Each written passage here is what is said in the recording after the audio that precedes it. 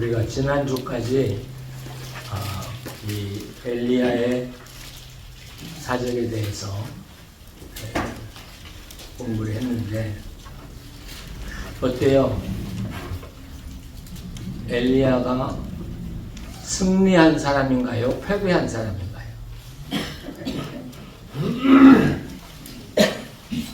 엘리야는 승리자인가? 패배자인가? 오늘 19장은 이세벨이 이어진 모든 이야기를 다 듣고 엘리야를 죽이겠다고 하잖아요. 내일 이맘때까지 엘리야를 내가 죽이지 못한다면 자기가 섬기는 모든 신들이 나를 저주해도 되겠다.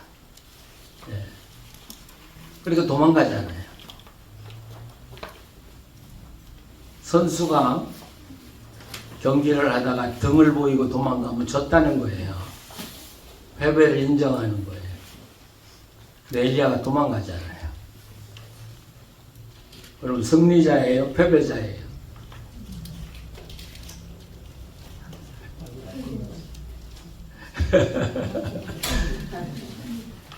근데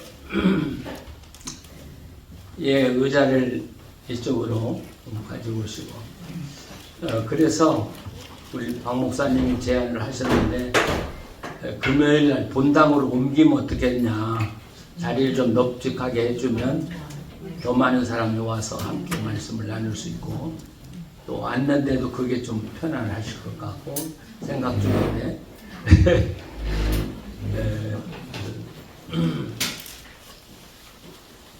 근데 여러분 갈멜사의 그 엘리야가 얼마나 건장합니까?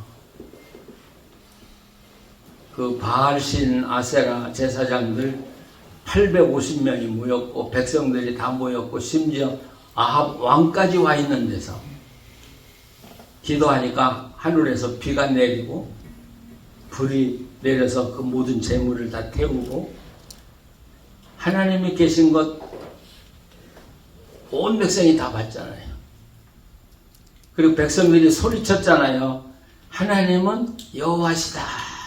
여지껏은 하나님은 바알이다 그랬는데 이제는 하나님은 여호와시다. 근데 우리가 지난 시간에도 이야기했지만 엘리야라는 말이 하나님은 여호와시다 그런 뜻이거든요. 그게 엘로힘 첫자가 따지죠. 그리고 야자가 붙으면 야훼 하나님, 야훼 하나님은 여호와라고 번역이 되어 있는 거죠. 그러니까 어떻게 보면 백성들이 엘리야 엘리야 이렇게 외쳤는지 모르겠어요. 금방 세상이 뒤집어질 줄 알았어요. 엘리야는.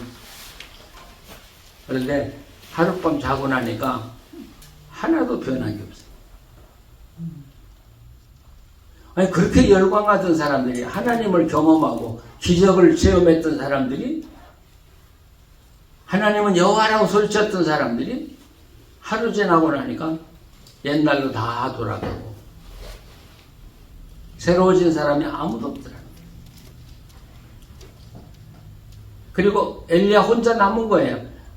이 성경을 자세히 보면 그 엘리야 시종이 하나 있었던 것 같아요. 있었던 것 같아요. 그리고는 한 사람도 엘리야 편에 쓴 사람이 없는 거예요.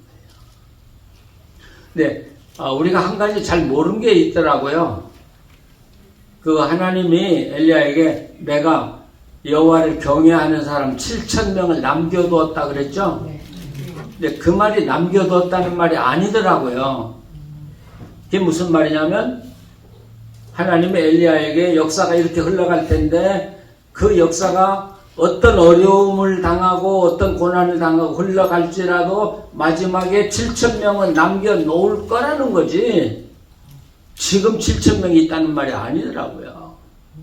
그러니까 그 넓은 나라에 엘리야는 혼자죠. 얼마나 외로웠겠어요. 얼마나 낙심됐겠어요. 그리고 이세벨이 자기를 죽인다고 하니까 결국은 도망을 가는 것이죠. 그런데 갈멜산에서 브엘세바까지 거리가 얼마나 되는 줄 아셔요? 예, 이제 성경을 여러분이 재밌게 읽으시려면 지도를 놓고 그걸 재보는 것도 중요해요. 아주 거리를. 그러니까 저는 이스라엘을 가면 뭐 예수님이 세례 받으신 곳, 뭐 팔복 그런 데 찾아다니는 게 아니라 저는 거리를 재고 다녀요. 예루살렘에서 여리고까지는 거리가 얼마인가? 갈릴리에서 여리고까지 내려오는 데는 거리가 얼마인가? 근데 우리가 보통 쉽게 갈릴리에서 여리고 그렇게 이야기하지만 실제로 걸어서 온다고 그러면 3일 내지 4일이 걸려야 하는 먼 길이에요. 예. 갈멜산에서 브엘세바로 도망을 가는데 그게 실제 거리, 이렇게 직선 거리로는 144km인데 여러분 그 옛날 길이 얼마나 꼬불꼬불해요. 그러니까 뭐 180km 넘는다고 그러면 엘리야가 도망가는데 브엘세바까지 오는 데만도 엿새에서 1회, 8회까지 걸리는 아주 먼 길이에요. 사막길이고요. 그런데 거기 19장 3절을 보시면 3절 한번 같이 읽어보세요. 그가 이 형편을 보고 일어나 자기의 생명을 위해 도망하여 유다에 속한 브엘세바에 이르러 자기의 사환을 그곳에 머물게 하고. 근데 거기에 그냥 우리가 그냥 평범하게 읽을 수도 있는데도 좀 특별하게 보면 특별하게 보이는 문구가 있어요. 그게 뭐냐면 유다에 속한 브엘세바. 그냥 브엘세바까지 갔다 그러면 될 텐데 유다에 속한 브엘세바라고 이야기를 해요. 뭔가 의미가 있으니까 그랬지. 우리 뭐 다운타운 갈 때 뭐 캘리포니아에 속한 LA 다운타운에 간다고 말합니까? 그냥 다운타운 간다고 그러지. 근데 브엘세바는 유대 땅인 거 다 알아요. 근데 유대 땅에 속한 브엘세바라는 말을 여기 쓰거든요. 왜 그럴까? 두 가지로 해석할 수 있어요. 자, 지금 엘리야는 북쪽에서 활동을 했죠. 도망왔어요. 이스라엘을 건너서 유대 땅에 들어왔어요. 자, 그러면 이세벨이 엘리야를 죽일 수 있어요, 없어요? 나라가 바뀌어졌다고요. 북한에서 남한으로 좀 도망왔다고요. 예를 들면. 그렇죠. 아합이 엘리야를 해할 수 없죠. 국경을 넘어왔으니까. 그래서 유대 땅 브엘세바, 그렇게 생각하면, 아니, 유대 땅에 넘어왔으니까 안전한데도 이 엘리야는 놀라가지고 브엘세바까지 도망갔다, 이렇게도 해석할 수가 있고요. 네, 또 반대로 하면은, 도망갔는데 브엘세바가 아직도 유대 땅이다, 이런 뜻이. 브엘세바가 유대 땅이다. 야, 왜 그랬을까? 그런데 그래서 제가 다시 북쪽, 그 당시 아합왕이 통치하던 시대하고 남쪽의 유대 왕들이 통치하던 시대를 이렇게 연대를 비교해 보니까 아합이 통치하던 시대와 그 남쪽의 왕이 통치하던 시대가 거의 똑같아요. 그런데 이제 앞으로 이야기가 나옵니다만은 남쪽의 왕은 누구냐면 그 아버지가 아사라는 훌륭한 왕이고 그 아들이 여호사밧이라고 그래요. 여호사밧 들어보셨죠? 훌륭한 왕이에요. 근데 이 왕이 문제야. 이 왕이. 왜 문제냐면 여러분 성경에 분명히 그분이 역사적인 인물이고 그분이 살았던 현장이 있는데 그 사람의 기록은 없고 남의 기록에 얹혀서 그 사람의 기록을 남긴 사람이 딱 두 사람 있어요. 제가 말을 잘 못하나? 그러니까 예를 들면 제가 복음의 빛 우림교회를 다녔는데 제 기록은 우림교회 하나도 없고 앞에 누구 있는 사람에게 끼어서 내 이야기가 들어가고 그 다음에 박 목사님에게 끼어서 내 이야기가 들어가고 내 이야기 없는 거예요. 그런 사람이 성경에 두 사람이 나와요. 첫째는 이삭이야. 이삭 기록이 있는 줄 아세요? 성경에? 이삭의 자체 기록은 없어요. 그 이삭의 이야기는 아브라함에게 끼어 있고 그 다음에 자기 아들 야곱에게 끼어 있고 이삭의 기록은 성경에 없어요. 그 참 이상하네. 이삭이라는 인물이 믿음의 조상이고 산 역사가 분명히 있는데 왜 자기 역사가 없을까? 이런 것도 성경은 재미있는 거예요. 그렇죠? 아브라함의 기록은 확실해요. 야곱 같은 사람 기록도 확실해요. 근데 이삭의 기록은 없어요. 왜 그랬을까요? 머리를 착 굴려야 돼요. 그래야 머리가 맑아지고 젊어지니까. 이삭은 저는 저 나름대로 이삭은 자기 인생을 창의적으로 살아간 곳이 한 번도 없다는 거예요. 남에게 끼어서 살았지. 그렇잖아요. 모리아에 가서도 아브라함이 꽁꽁 묶어가지고 제단에 받쳐가지고 어쩔 수 없이 올라간 거고. 그 다음에 다음 이야기는 야곱이 그 잔깨 부리는 것에 말려 들어가가지고 이삭은 살았고. 자기 이야기 없잖아요. 창의적으로. 이렇게 보면 이삭이 그렇게 하나님 보실 때 좋은 사람으로 살지는 않았다는 것이죠. 그냥 이리 끌리고 저리 끌리고 이렇게 살아갔어요. 네. 근데 야곱은 참 좋은 사람이 아니거든요. 근데 야곱의 역사는 얼마나 많아요. 그렇다고 해서 나쁜 짓 하라는 거 아니에요. 역사를 남기기 위해서.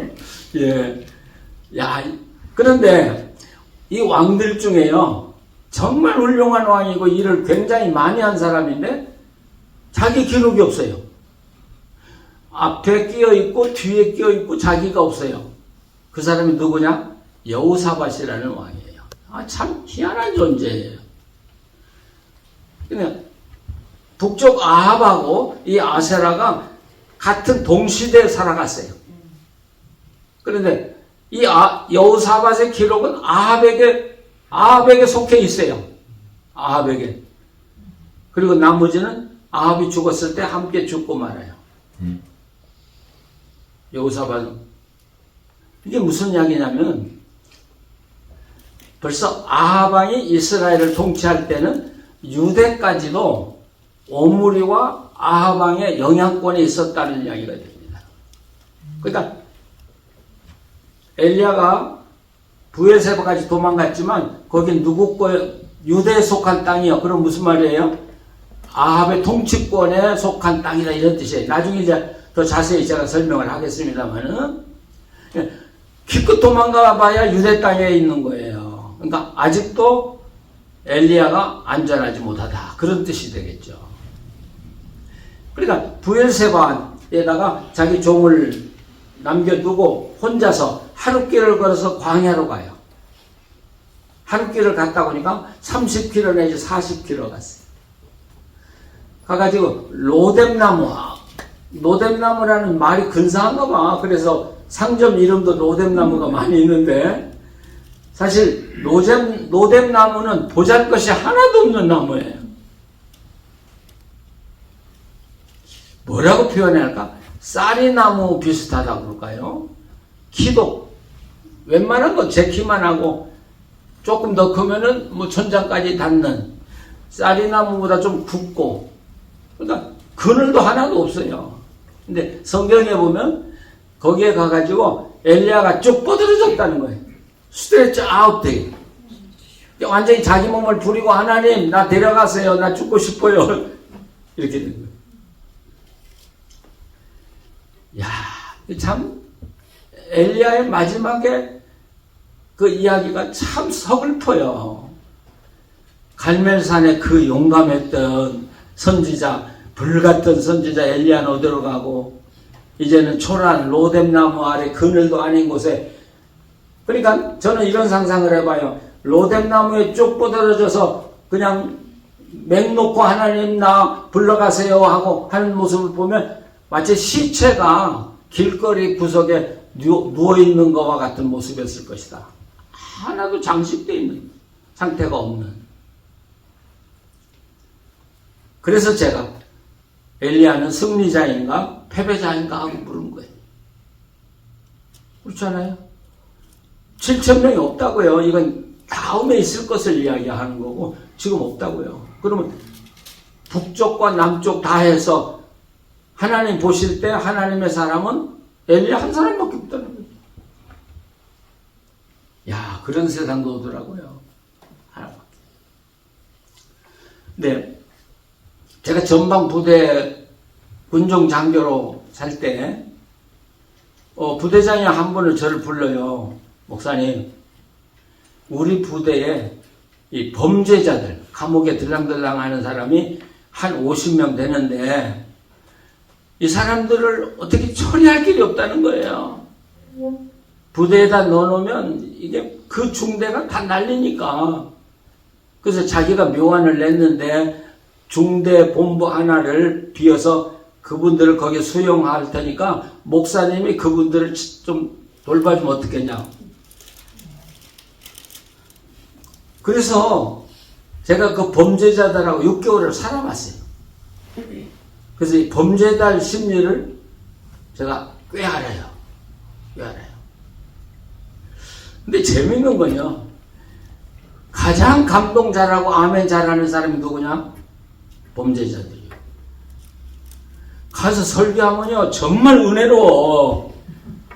막 아멘 아멘 하고 막 눈물을 흘리고요. 막. 그럼 제가 이제 됐구나.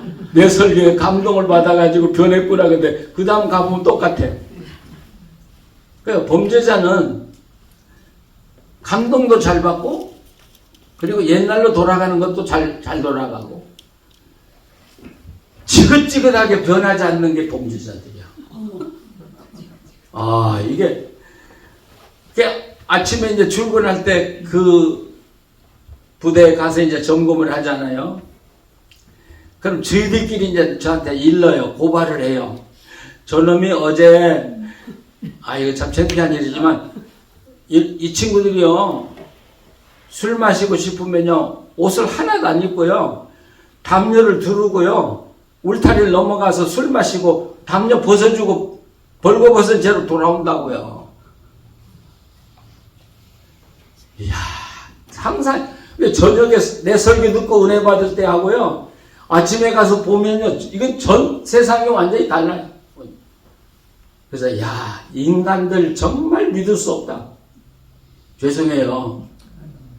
정말 믿을 수 없는 게 인간이다. 네. 그래서 제가 지금, 오늘도 하나님의 사랑을 생각하면서 눈물을 흘리는데, 하나님이 우리를 보실 때 얼마나 마음이 아프실까 난 그런 생각을 해요. 사랑을 주어도 금방 변할 것 같은데 나중에 가보면 또 도래미탕이야. 이게 우리 인간이더라고요. 그러니까 엘리야가 그걸 철저하게 경험한 거예요. 지금 모든 이스라엘 땅의 사람들이 다시 바알로 다 가버리고 자기 혼자 남고요. 자, 그런데 그러면 왜 엘리야는 죽고 싶다고 했을까? 왜 내 영혼 불러가라고 했을까? 하나님이 함께하는 걸 체험하고 지금까지 살았는데 그렇지 않아요? 아니, 그만큼 하나님 경험했으면 얼마나 더해요? 근데 하나님 나 넉넉합니다. 나 불러가 주십시오. 내가 아무리 의로운 죄지만 우리 조상에 나 미치지 못합니다. 나 형편없는 놈입니다. 그러니까 나도 하나님 불러가 주십시오. 네. 어때요? 자, 이럴 때 성경은 해답을 안 줘요. 이 참 성경이 참 우리를 힘들게 하는 책이야. 엘리야가 나쁘다든지 착하다든지 뭐 그런 게 있어야 되는데 그럴 때 우리는 뭘 보냐면 하나님이 엘리야를 어떻게 대접하고 있느냐를 보면 알아요. 어떻게 대접해요? 자, 성경에 제일 처음에 보면 5절, 19장 5절. 로뎀나무 아래 누워 자더니 천사가 그를 어루만지며 그에게 이르되 일어나서 먹으라 하는지라. 자, 첫 번째 나타난 게 누구냐면 천사예요. 천사가 여기 어루만졌다고 하는데 이 어루만졌다는 말이 그냥 툭툭 치면서 야 일어나 밥 먹어 그런 뜻이 아니고요. 정말 그 사랑스러워서 안쓰러워서 손으로 쓰다듬어주는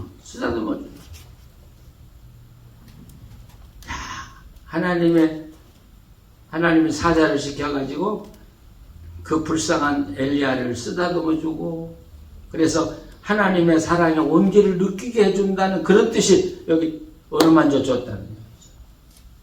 그러면 우리가 이 모습을 볼 때 첫 번째 느끼는 건 하나님은 아직도 엘리야를 사랑하고 계신다는 거죠. 사랑하고 계신다. 근데 더 놀라운 것은 먹을 것을 가지고 왔어요. 근데 이 먹을 것이 보통 먹을 것이 아니라 6절에 보면 본즉 머리맡에 숯불에 구운 떡과 여러분 떡하고 숯불에 구운 거하고 맛이 달라요. 요즘 서울에는 연탄불에다가 이렇게 고기 굽는 연탄불 지풀로 이렇게 그게 그렇게 맛있다네. 한번 가서 먹고 싶은데 저 못 먹어봤어요. 근데 여기 숯불에 구운 이건 굉장히 맛있는 거예요. 그리고 한 병에 물이 있고 그걸 먹고 마시라. 그리고 7절에 또 아마 이제 때가 바뀐 것 같죠? 그러니까 저 천사가 다시 왔어요. 자, 7절 8절 여호와의 천사가 또 다시 와서 이르되 일어나 먹으라. 내가 갈 길을 다 가지 못할까 하노라 하는지라. 이에 일어나 먹고 마시고 그 음식물에 힘을 의지하여 40주 40야를 가서 하나님의 산 호렙에 이르니라. 두 번째도 똑같은 숯불에 구운 떡과 물을 갖다 주면서 지금 당신이 하나님을 만나러 호렙산까지 가야 돼. 근데 지금 당신의 몸으로는 갈 수가 없으니까 이거 먹고 힘을 얻고 하나님을 만나러 호렙산으로 가라는 거죠. 그러면 여러분 하나님의 엘리야를 사랑하는 정도가 아니라 엘리야는 아직도 하나님의 사명을 가지고 있다는 이야기예요. 그러니까 호렙산에 가서 하나님을 만나라고 천사가 이야기를 하는 것이죠. 그래서 엘리야가 이제 40주 40야를 걸었어요. 얼마나 먼 길을 걸어갔어요? 그리고 9절에 이제 보시면 엘리야 그곳 굴에 들어가 거기에서 머물더니 여호와의 말씀이 자 여지껏은 하나님의 천사나 하나님의 메신저가 말을 했는데 여기서는 뭐가 들려요? 여호와의 말씀이 들려요. 말씀이 자 점점 하나님의 본체로 가까이 가요. 본체로 여러분 하나님의 말씀이 온 거하고요 메신저가 온 것은 천지 차이야. 하나님의 음성이 들렸어요. 뭐라고 하냐면 엘리야야 네가 어찌하여 여기 있느냐. 어찌하여 여기 있느냐. 자, 이 말 속에는 엘리야가 여기 있으면 안 되는 사람이라는 말이죠. 하나님이 생각할 때는 엘리야는 아직도 하나님의 일을 엄청 해야 되는 일꾼이라는 거죠. 근데 있어서는 안 될 자리에 와 있는 거예요. 너 왜 여기 있느냐?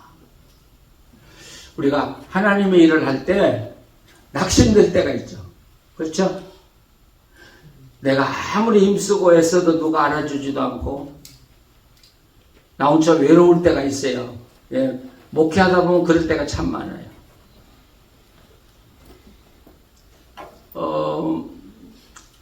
그럴 때는 엘리야처럼 로뎀나무는 안 가지만 그냥 내 서재에 그냥 쫙 아유 하나님 그러고 정말 쭉 뻗어질 때가 있어요. 우리가 하나님 나 못하겠어요. 힘들어서 못하겠어요. 뭐 그럴 때도 있어요. 예, 그럴 때 하나님 우리에게 던지는 말씀이 너 왜 여기 있냐? 너 지금 뭐 하고 있는 거야? 너 지금 그럴 때가 있어. 너 뭐 하고 있는 거냐? 그러니까 엘리야가 대답을 해요. 자, 10절 같이 한번 읽어보세요. 그가 대답하되 내가 만군의 하나님 여호와께 열심히 유별하오니 이는 이스라엘 자손이 주의 언약을 버리고 주의 제단을 헐며 칼로 주의 선자들을 죽였으며오며 오직 나만 남았거늘 그들이 내 생명을 찾아 빼앗으려 하나이다. 자, 여기 이 말씀 중에서 우리의 관심을 가지고 읽어야 될 게 어디냐면, 자, 이스라엘이 주의 언약 버리고 제단을 걸고 칼로 선자 다 죽였다는 이야기 그 다음이에요. 그 다음 뭐라고요? 오직 나만 남았습니다. 아, 이게 참 외로운 이야기야. 오직 나만 남았습니다. 근데 그들이 내 생명을 찾아 빼앗으려 합니다. 나만 남았습니다. 근데 그 사람들이 나를 죽여서 내 생명 하나를 빼앗아 가려고 합니다. 여기서 엘리야가 뭘 느끼겠어요, 지금? 뭘 느끼겠어요? 여러분, 엘리야는 자기 생명 하나가 죽고 사는 거에 관심 있는 게 아니에요, 지금. 이스라엘 온 땅에 하나님을 알고 하나님을 예배하고 영화롭게 하는 사람이 딱 하나밖에 없는데 그 사람이 죽었어요. 그럼 어떻게 돼요? 자, 어떻게 돼요? 촛불 하나가 약하게 바람에 휘둘리다가 탁 꺼져 버렸어요. 그러면 이스라엘에는 하나님이 안 계신다. 아시겠죠? 이스라엘은 하나님이 안 계신다. 엘리야가 걱정하는 거 그거예요. 자기 하나 죽고 사는 거. 그 가멜산에서 그 위대한 하나님 역사를 본 엘리야가 그렇게 힘없어 무너지겠습니까? 근데 자기 혼자 남는데 자기 하나 찾아서 죽이는 거 문제가 아니잖아요. 자기 가는 거 문제. 근데 죽는 거 괜찮아요. 그런데 내가 죽으면 하나님의 역사가 이 땅에서 끝이 오면 하나님, 이런 경우에 차라리 이세벨의 손에 의해서 내가 죽기보다는 하나님이 데려가 주세요. 이해하셔요? 네. 이세벨의 손에서 하나님의 역사가 끝쳤다고 하지 않게 해주시고 차라리 하나님이 나를 데려가, 마지막 내 생명 하나는 하나님이 데려가 주세요. 비장한 가고. 근데 저는 여기서 정말 엘리야는 훌륭한 사람으로 저는 봐요. 자기 하나의 인생을 다 불태우고 하나님의 신앙이 이스라엘에 살아남기를 바라는 그 심정. 예, 난 죽어도 괜찮다는 거예요. 내 하나 인생 불태워도 괜찮다는 거예요. 하나님의 역사만 이 땅에 살아남기를 원한다면, 살아남을 수 있다면 난 모든 거 다 바치겠습니다. 야, 난 엘리야 같은 이런 마음을 품고 사역했던 사람들이 그렇게 많지 못하다고 생각해요. 어때요? 굉장한 사람이에요, 엘리야는. 그래서 엘리야는 처음에도 이야기했죠. 예수님 변화산에서 예수님과 모세와 엘리야가 나타났다. 왜 엘리야가 나타나냐? 모세는 이스라엘 창시자지만 엘리야는 다 죽어져가는 여호와의 종교를 살려낸 개혁자이기 때문에 엘리야가 없었다면 하나님의 신앙은 이스라엘에서 사라질 수밖에 없었는데 그걸 살려낸 사람이 누구냐? 엘리야다. 그래서 하나님이 그를 죽지 않고 살도록 하늘나라에 올리시는 것 같아요. 이게 보통 일이 아니야, 지금 이게가요. 뭐, 선지자라고 해서 데려간 거 아니잖아요. 자, 이렇게 우리가 성경에 의하면 왜 하나님이 엘리야를 승천시켰는가 하는 게 맞아 들어가죠. 그렇죠? 예, 성경은 다 이야기를 해봐야 저 뒤에 의미가 밝혀질 때가 참 많거든요. 자, 그런데 우리가 저들이 내 생명 뺏으라 하니까 하나님이 내 생명을 가져가 주세요. 난 죽어도 이세벨의 손에서 죽고 싶지 않습니다. 나는 하나님의 손에서 죽고 싶습니다. 그러니까 11절에 우리 같이 읽어보세요. 여호와께서 이르시되 너는 나가서 산에 서라 하시니 여호와께서 지나가시는데 여호와 앞에 크고 강한 바람이 산을 가르고 바위를 부수나 바람 가운데 여호와께서 계시지 아니하며 바람 위에 지진도 있으나 지진 가운데도 여호와께서 계시지 아니하며 또 지진 후에 불이 있으나 불 가운데도 여호와께서 계시지 아니하시더니 불 위에 세미한 소리가 있느니라. 자, 우리 잘 아는 말씀이죠. 다 그런 폭풍이 지나고 바람이 지나고 불이 지나가고 세미한 소리가 들렸다. 하나님의 세미한 음성이 들렸다. 그러면 하나님이 우리 인간에게 말씀하는 음성은 어떤 음성이에요? 세미한 음성. 이 세미하다는 말이 데마마 다카. 그 앞에다 코를 붙이면 그게 소리란 말이에요. 콜 데마마 다카. 데마마라는 건 스몰. 그러니까 작은 소리고 다카라는 것은 평온하다. 지금 엘리야는 생사를 걸고 지금 하나님께 기도하는데 하나님은 편안하게 조용하게 엘리야에게 말씀하셨다.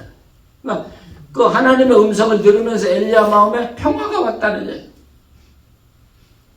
평화가 왔다. 우리가 이 말씀, 저는 이 말씀이 정말, 그래서 제가 이 19장 한 장을 따로 다루는 건 이 19장에서 우리가 엘리야의 경험을 통해서 하나님과 함께 살아가는 삶을 배울 수 있는 가장 좋은 장이 바로 이 말씀이거든요. 하나님이 여러분을 찾아오셔서 말씀하시는 음성은 절대 크지 않아요. 그래서 이런 이야기가 있어요. 사탄은 겁을 줘요, 사람들에게. 그래서 항복을 시키려고 그래요. 너 그러면 우리가 쉽게 말해서 점쟁이 이야기하면 쉽잖아요. 점쟁이가 봉다를 치잖아요. 그렇죠? 막 큰 소리로 억압을 해가지고 그래서 자기들에게 돈 바치도록 하고 애기 바치도록 하고 사실 저는 어려서 점쟁이한테 저주받은 사람이래요. 제가 둘째 아들인데 제가 태어났을 때 우리 어머니가 얼마나 좋아했는지. 근데 우리 큰 집이 무당을 엄청 섬겼던 집이래요. 근데 큰 집이 무당 구슬하는데 또 작은 며느리가 안 가면 그러니까 나를 업고 갔었대래요. 굿하는데. 그러니까 그 점쟁이가 나를 보더니 이거 객지에 나가서 객사하고 죽을 놈이라고 저주했다는 거야. 그래가지고 막 우리 어머니가 막 화가 나가지고 나에 대해서 이야기하고 저주하는 건 괜찮지만 내 아들이 한 것은 난 못 참는다. 그래가지고 거기서 막 큰 소리 치고 또 난리를 쳤대요. 아니, 그렇게 하면 안 되지. 아세요? 사탄은 큰 소리를 치고 억압을 하고 우리에게 두려움을 주고 공포심을 주어서 복종하게 해요. 이게 우상들의 하는 짓거리고, 하나님은 우리가 인과응보라고 그러죠. 내가 잘못했는데도 하나님은 절대로 바로 책망하지 않으시는 하나님. 내가 잘못해서 하나님한테 큰 큰 벌을 받아야 되는 그런 입장인데도 하나님은 사랑으로 나를 조용히 감싸주시는 하나님. 그래서 머리에 숯불을 놓아주신다는 말, 머리를 따뜻하게. 그러니까 우리 하나님은 우리에게 사랑을 도려주셔서 내가 범죄하고 나쁜 짓을 하고 그런데도 하나님은 도리어 사랑으로 감싸주셔서 그 사랑 때문에 내가 녹아지도록 하는 분이 하나님이시고, 이게 사탄과 악한 사람들과 하나님의 사람들과의 차이예요.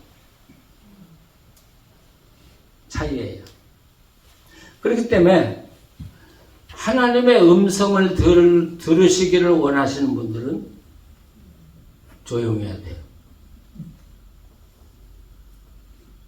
내가 내 소리만 막 하면은 하나님이 내게 말씀해도 못 들어요. 그렇죠? 우리는 막 찬송도 크게 하고 막 박수도 치고 요란해야, 아니 그럴 때가 있어요. 또 그렇게 하는 것도 해야 돼요. 그러나 정말 하나님, 내가 중요한 문제를 가지고 하나님의 응답을 받기를 원한다면 조용하라. 침묵을 하면서 기다려라. 제가 오늘 이 말씀을 준비하면서 하나님이 말씀을 나한테 직접 하셔가지고 나를 인도한 적이 몇 번이나 있는가를 세봤어요. 근데 다 세보지를 못했어요. 한 3, 40번 제가 신학교 목사 돼서 지금까지 하나님이 내게 직접 말씀하신 것이 3, 40번은 넘어요. 3, 40번. 근데 얼마나 조용하게 이야기해 주셨는지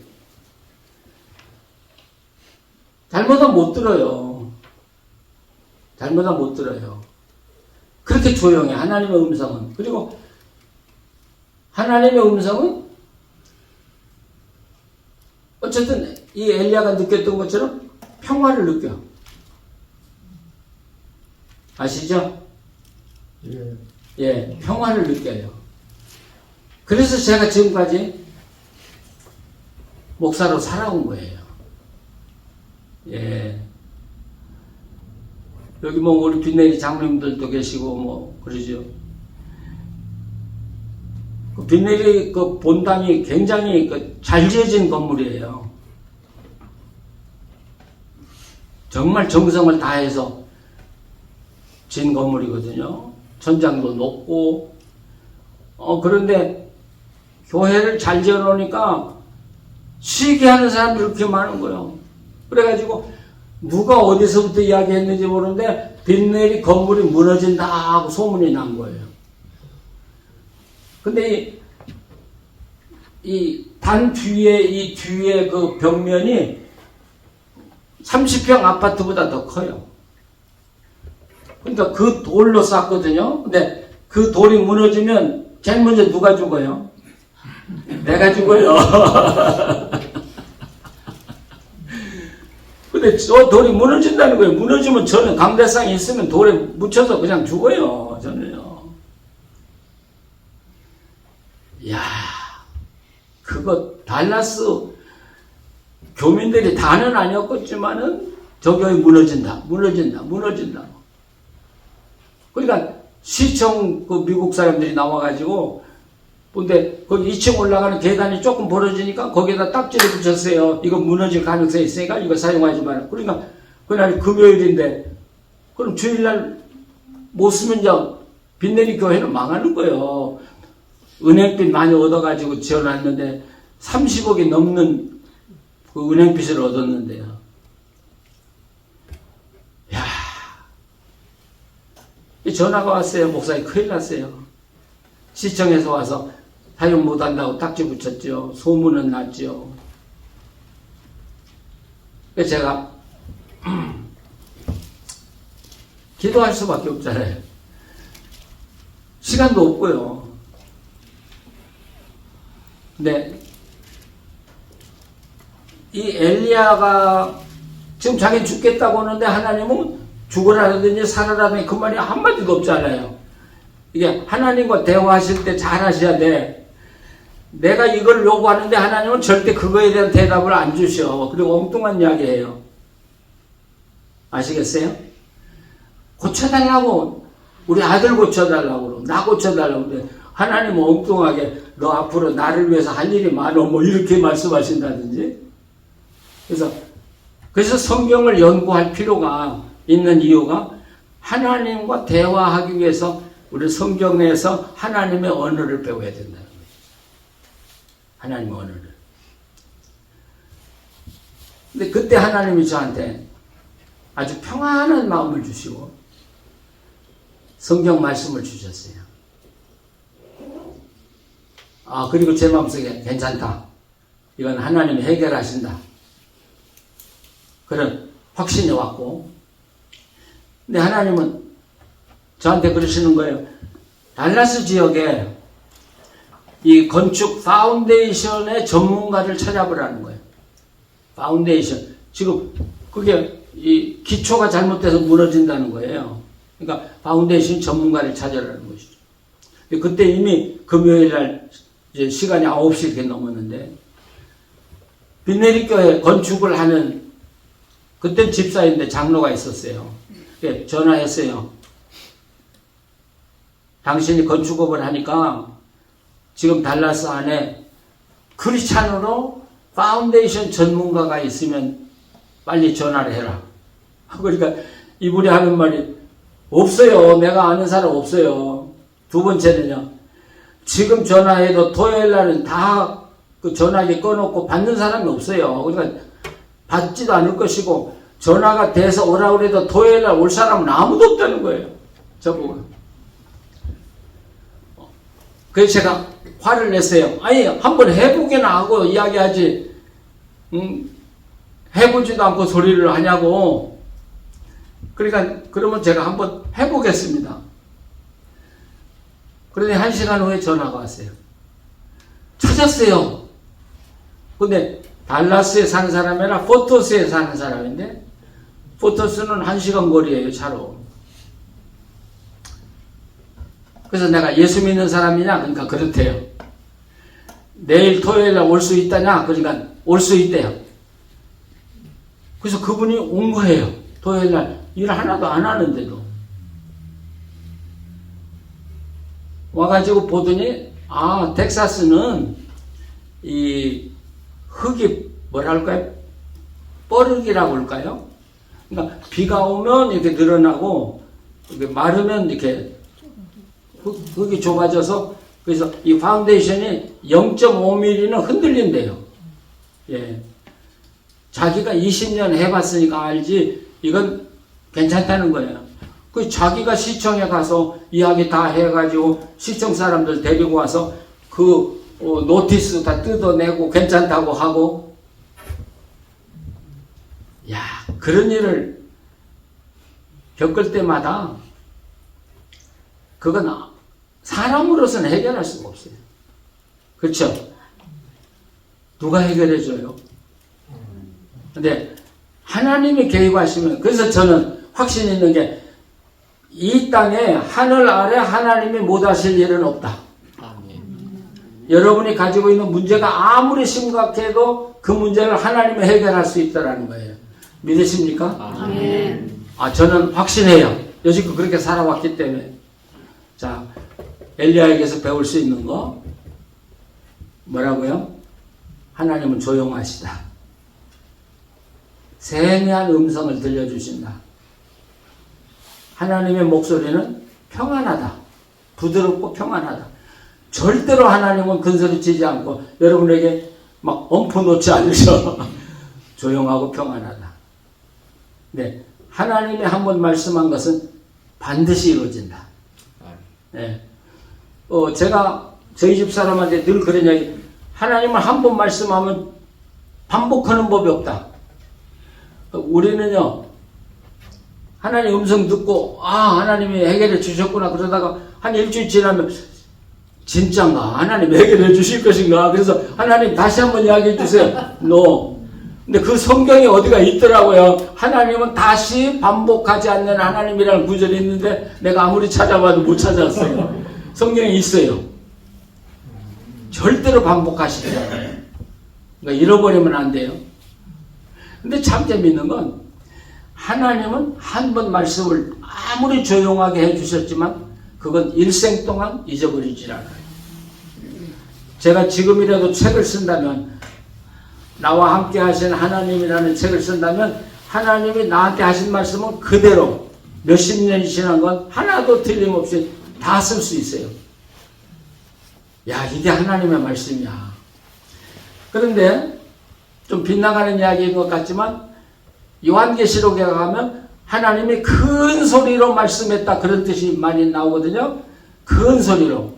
근데 그게 무슨 말이냐면 하나님의 음성은 하나님이 나한테 조그맣게 이야기했지만 이게 우주 끝까지 퍼져서 모든 사람이 다 듣고 놀라도록 된 말씀이라는 그런 뜻이에요.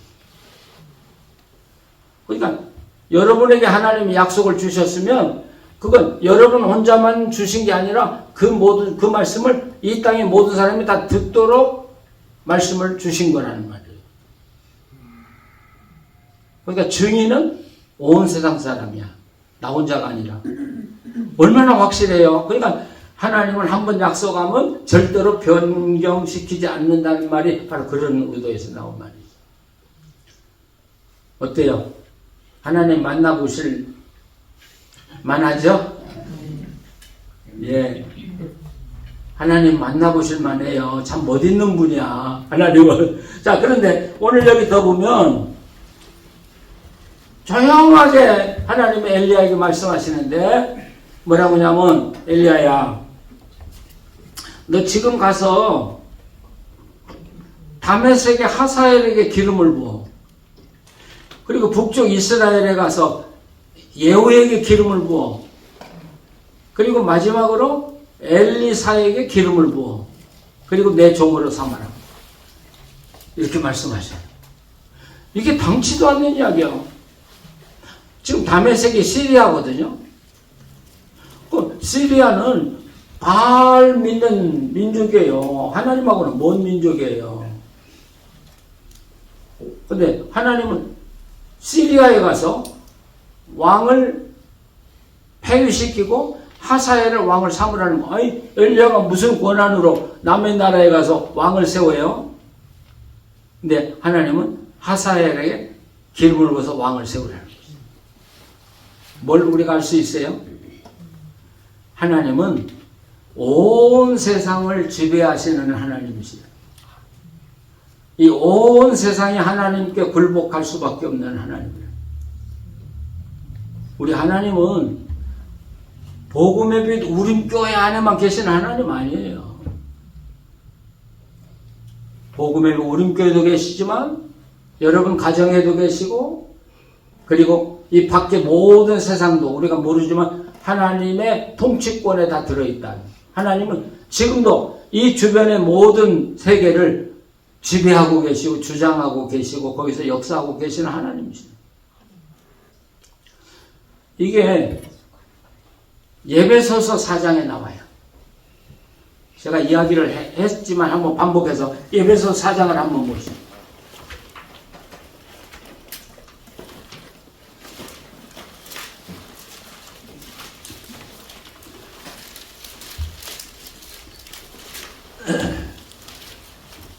예배소서 4장 6절인가 7절인가 돼요.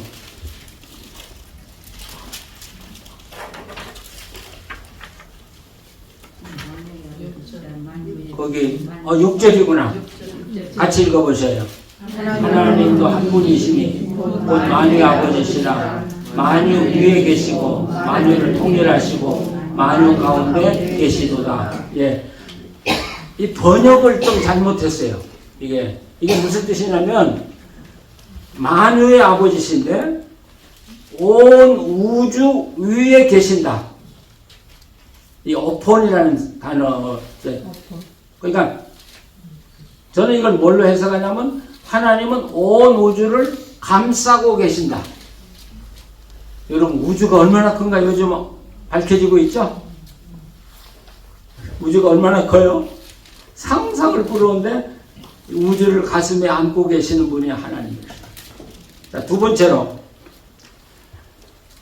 만유를 통일하시고 그러는데 이건 통일이라는 말이 아니에요.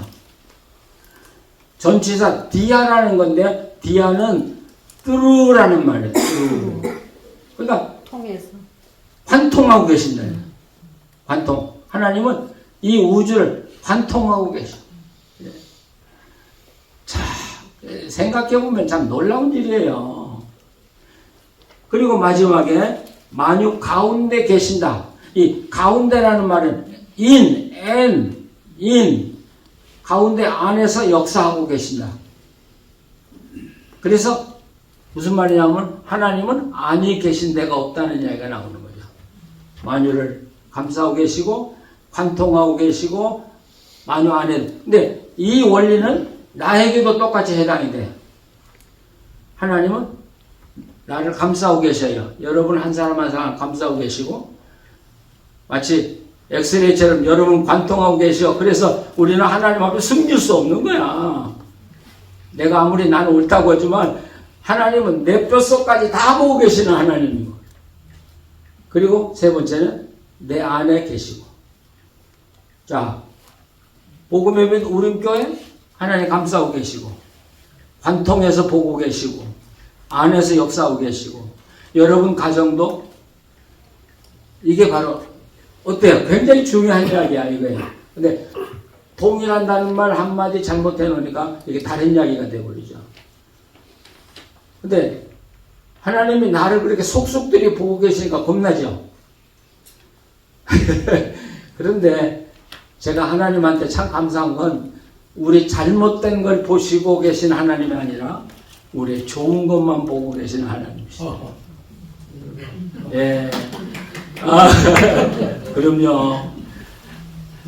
하나님은 내가 잘못한 것에 대해서 한 번도 언급하신 적이 없습니다. 예.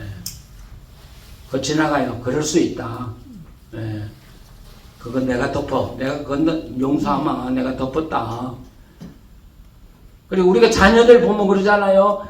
그 예쁘지도 않는 것이 한 번 하면 그렇게 귀엽잖아요.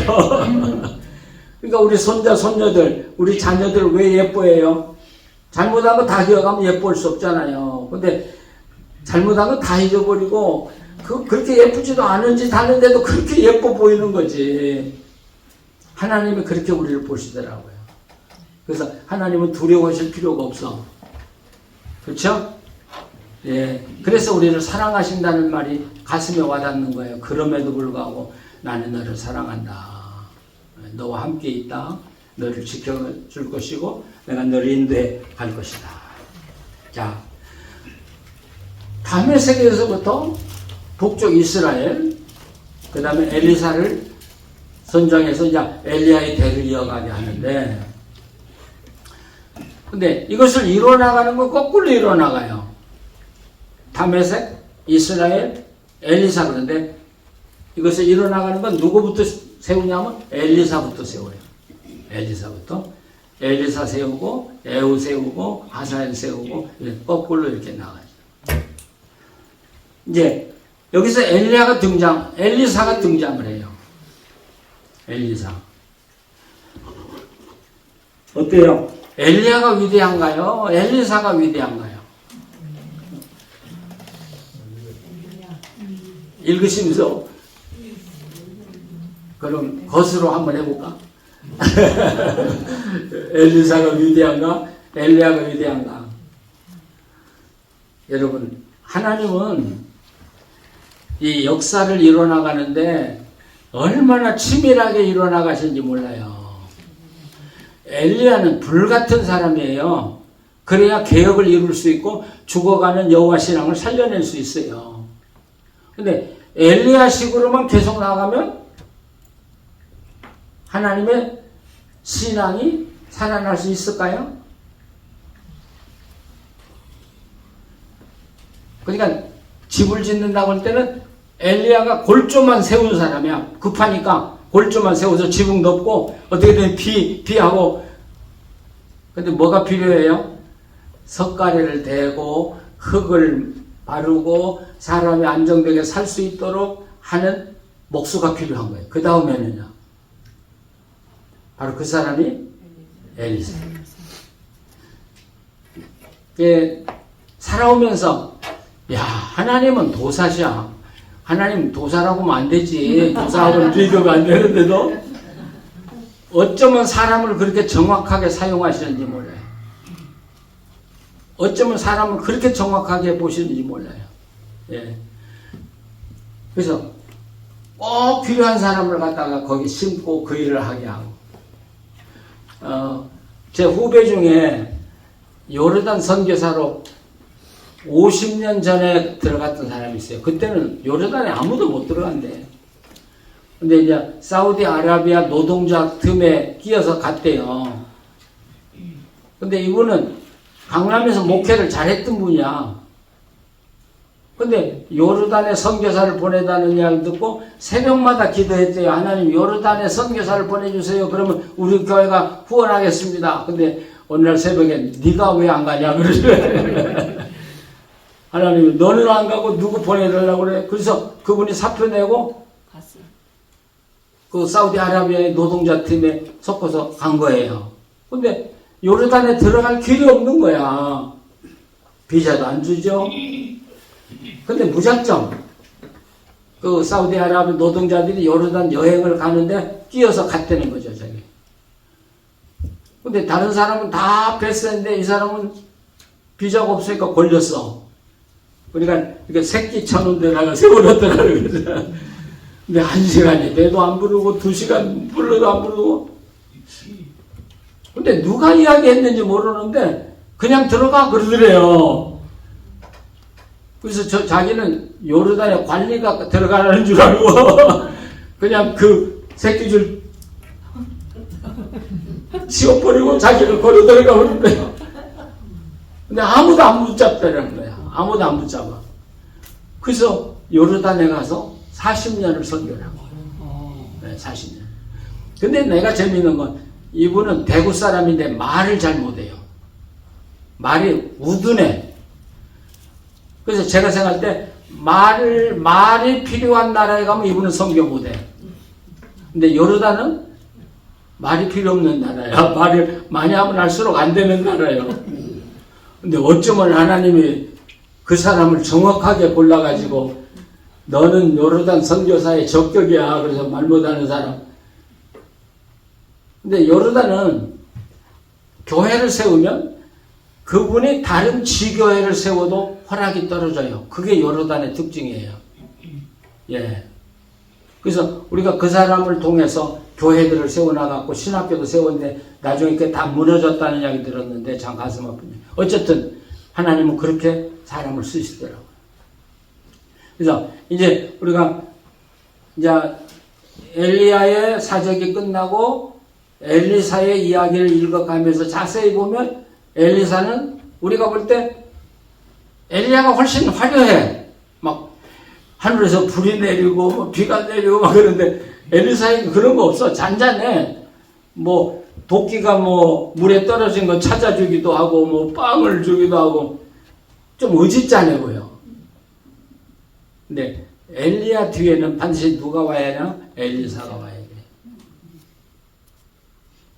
우리가 교회도 마찬가지. 교회도 하나님은 그때그때마다 적절한 종들을 보내서 그 교회를 목회하게 하고 튼튼하게 하고 교인들이 신앙을 알차게 살아가게 하는. 예. 어때요? 저는 엘리야 같아요? 엘리사 같아요? 예. 제가 어떤 때 그렇게 내가 엘리야하고 비슷하냐? 엘리사하고 비슷하냐? 그런 생각을 저 혼자 하면서 웃을 때가 있어요. 자, 오늘은 여기까지만 하고 이제 엘리사와 엘리야를 이제 비교하면서 성경을 한번 보시면 좋겠고, 제가 처음에 이야기했던 대로 여호사밧이라는 왕이 왜 훌륭한 왕이었는데 역사의 기록에는 빠졌느냐 하는 것들을 여러분 성경을 찾아오면서 한번 읽어보시면은 역사는 그래서 재미있는 거예요. 네, 그 속에 하나님의 그 굉장한 섭리가 있고 뜻이 있고 하나님의 인도가 있기 때문에. 자, 우리 뭐 질문하실 거 있으셔요? 예. 그런데 그 목사님 말씀 중에 이삭이 존재감이 없는 두 사람 중에 하나라고 했는데 우리 평신도들이 알고 있기로는 성경 인물 중에 가장 순종적인 사람이 이삭이다 이렇게 배우고 있는데 그게 틀리신 겁니까? 예. 하나님은 제가 하나님 뭐 함부로 이야기하기는 힘든데 그렇게 패시브한 사람은 그렇게 좋아하지 않으셔. 하나님은요. 액티브한 사람, 뭔가 크리에이티브한 사람. 그래서 뭔가 남이 한 것을 따라가기보다는 하나님 안에서 내가 독특한 사역을 이뤄나가기를 원하는. 그러니까 별난 사람을 좋아하는 거예요. 그 말도 일리가 있는 것 같아요. 그런데 야곱은 그런 면에서 별난 사람인데 잘못된 별난 것 때문에 일생 고생한 거죠. 야곱은. 예. 그러나 나중에는 12지파에 10지파는 야곱의 아들들이에요. 그건 놀라운 일이에요. 근데 이삭은 너무 밋밋해. 이삭의 일생을 세 마디로 요약할 수 있어요. 이삭을 가서 제단을 쌓고 우물을 파고 양을 쳤다. 그 구절이 그러니까 그 제단을 쌓았다는 건 이삭은 어디든 가면 하나님 앞에 예배 드리는 거 자체예요. 그 다음에 이제 삶의 터전을 꾸며야 되니까 우물을 파야 되고 짐승을 쳤어요. 그게 이삭의 생의 전부예요. 별 재미없잖아요. 예, 그러니까 연세가 많지만 늘 기도하실 때 하나님 제가 나이가 많지만 제가 뭘 해야 되겠습니까? 예, 그 기도가 필요해요 우리한테. 그래서 저는 성령님을 가장 잘 만날 수 있는 그 때가 언제냐면 내가 하나님의 일을 하기 위해서 몸부림칠 때야. 그럴 때 하나님의 성령이 가장 빨리 우리에게 와서 말씀하셔요. 그래서 그냥 나는 그냥 성경 한 권 들고 교회나 왔다 갔다 하고 하면 돼. 그 하나님 만나기 어려울 걸. 그렇게 살면. 그래서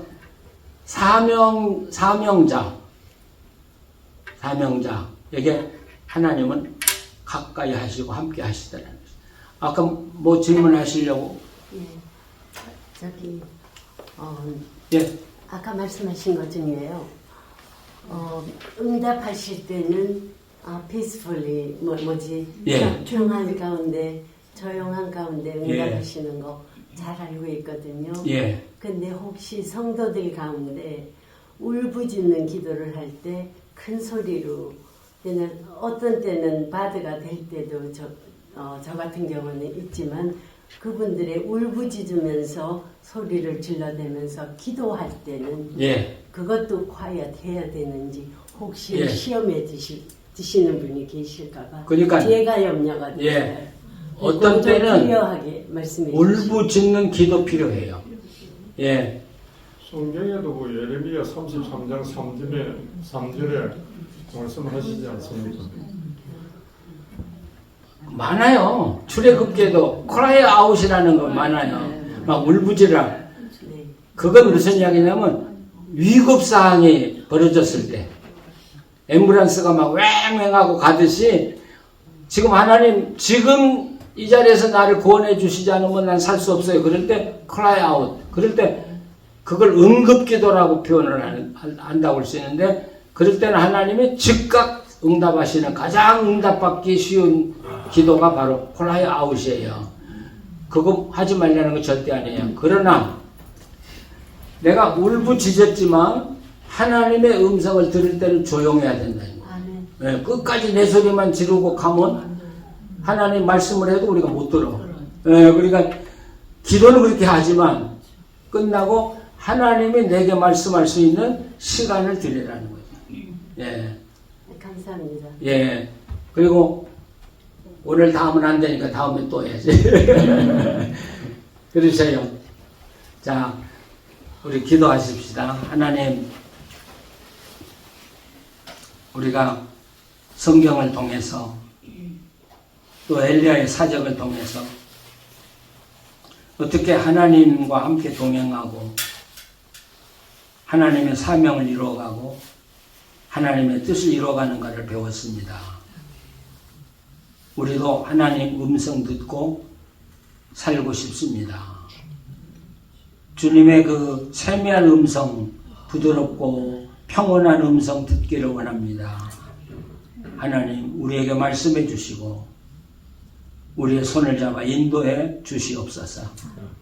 그래서 우리 생명 마칠 때까지 주님의 그 따뜻한 손목 붙들고 걸어가게 하시고 하나님의 역사를 이루어나가게 하여 주시옵소서.